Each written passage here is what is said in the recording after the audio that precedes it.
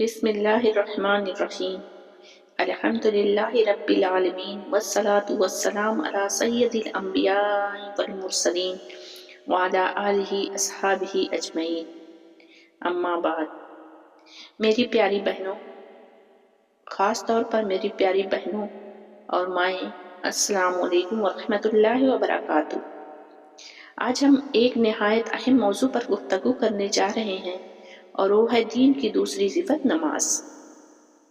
یہ وہ عبادت ہے جو مومن اور کافر کے درمیان فرق کرتی ہے۔ یہ وہ عبادت ہے جو معراج میں فرض ہوئی ہے، اور یہ وہ عبادت ہے جس کے بارے میں قیامت کے دن سب سے پہلے سوال ہوگا۔ اگر نماز درست ہو گئی تو انشاءاللہ سارا دین درست ہوگا، اور اگر نماز خراب ہو گئی تو اللہ ہماری حفاظت کرے، ایسا ہرگز نہ ہو۔ اللہ تعالی ہماری حفاظت فرمائے کہ ہماری نماز اچھی ہو، اللہ ہمیں محفوظ رکھے۔ باقی اعمال بھی خطرے میں پڑ جاتے ہیں اگر نماز خراب ہو جاتی ہے۔ آئیے دلوں کو حاضر کریں، نیتوں کو درست کریں اور اس بیان کو سنیں اس نیت سے کہ ہم اپنی نماز کو بہتر بنائیں گے انشاءاللہ۔ نماز کیا ہے؟ نماز صرف چند حرکات کا نام نہیں، نماز صرف رکوع سجود اور قیام کا نام نہیں، بلکہ نماز اللہ سے ملاقات ہے، بندے اور رب کے درمیان راز و نیاز ہے، مومن کی پہچان ہے۔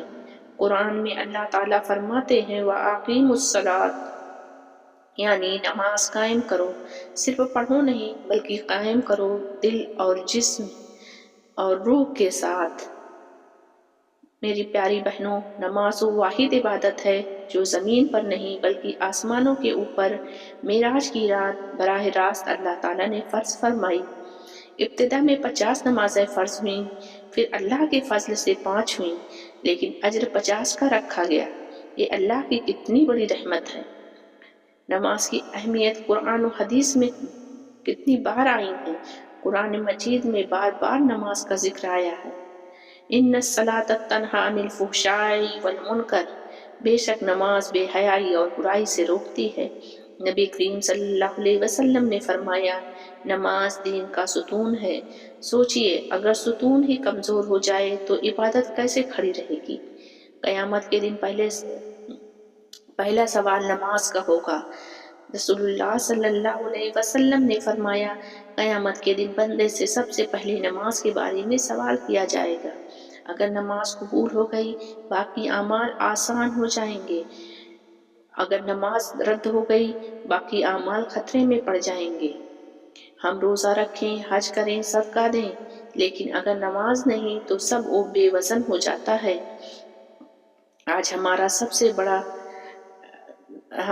سے بڑا کام ہے کہ ہم نماز کو نہ چھوڑیں، نماز کو ہلکے میں نہ لیں۔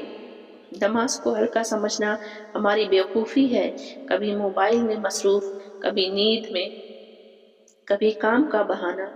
حدیث میں آتا ہے نماز چھوڑنے والا کفر کے قریب ہے۔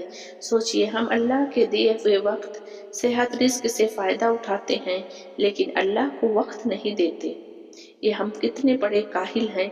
میری پیاری بہنوں، ہم نماز آپ کے لیے عزت ہے، حفاظت ہے، جنت کا راستہ ہے۔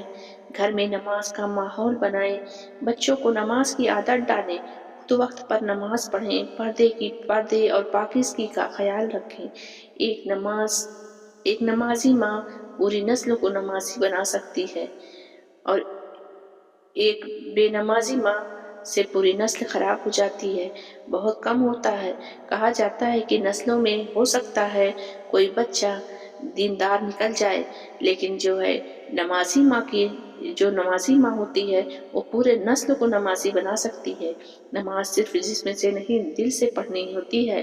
نماز میں نظر سجدے کی جگہ دل اللہ کی طرف، خیال دنیا سے آزاد۔ حضرت علی رضی اللہ تعالیٰ عنہ فرماتے تھے نماز کا وقت آتا تو میرا رنگ بدل جاتا تھا۔ ہم بھی سوچیں کیا ہماری نماز میں اللہ کا خوف ہے؟ نماز کے بعد کی دعا رد نہیں ہوتی۔ نماز میں قبولیت کی دعا مانگیں گے تو انشاءاللہ قبول ہوگی۔ نماز کے بعد کی دعا رد نہیں ہوتی۔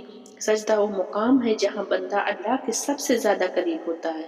سجدے میں روئیں، اللہ سے مانگیں، اپنے گناہوں کی معافی چاہیں۔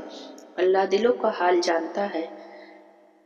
محترم سامعین، میری پیاری بہنیں، آج عہد کریں ہم نماز کا وقت پر نماز پڑھیں گے، قضا نمازوں کی تلافی کریں گے، بچوں کو نماز کا عادی بنائیں گے، یعنی بچے کو نمازی بنائیں گے، نماز کو اپنی زندگی کا مرکز بنائیں گے۔ اے اللہ ہماری نمازوں کو قبول فرما، ہماری سستی، غفلت اور لاپرواہی سے بچا لے اور ہمیں نمازی، پرہیزگار اور نیک بندہ بنا دے، ہماری نسلوں کو بھی نماز کی دولت عطا فرما۔ اے اللہ ہمیں پنج وقتہ نمازی بنا، ہمارے بچوں کو بھی پنج وقتہ نمازی بنا، آمین یا رب العالمین۔ وآخر دعوانا ان الحمد للہ رب العالمین۔